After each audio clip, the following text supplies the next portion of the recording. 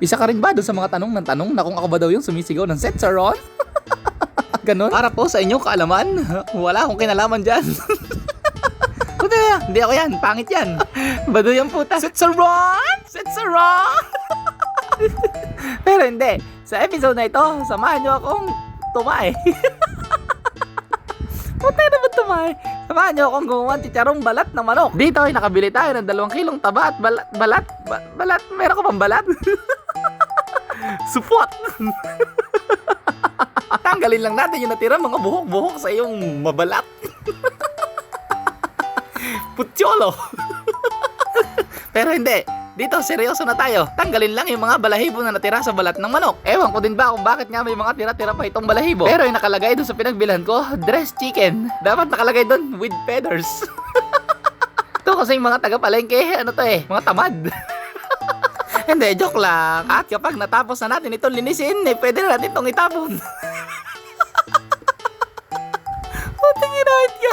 Hindi, kukulan tayo ng pandikit sa ating tungkol. Naalala nyo pa ba ang ating wonder pandikit? Kung saan ginagamit na natin ng mantikang sing itim ng iyong budi. Kung nagagamit mo na rin ang technique na to sa inyo, di wow, sabi nung kalabaw. Ayos yan, gayahin mo rin yung mga napapanood mo dito.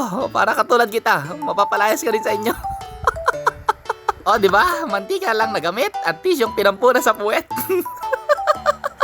Punti na hindi yun. Hindi, wag yun. Kadiri. Lagyan na natin ng asin ng ating kawali. Kung gaano kadami, bahala ka na. Kung gusto mo, yung bato mo, hindi na mapakinabangan. Damihan mo, ha?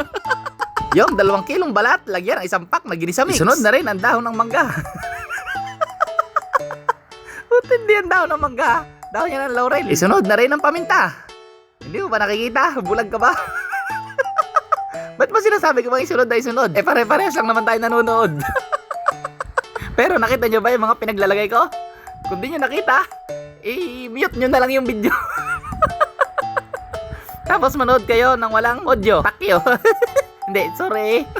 Bawal yun kasi may bata. Grabe, pagod na pagod ako pagpapaypay. Tama yan. Bata pa lang, marunong nang tumulong sa magulang. Para kapag tumanda na, wala na, tamad na.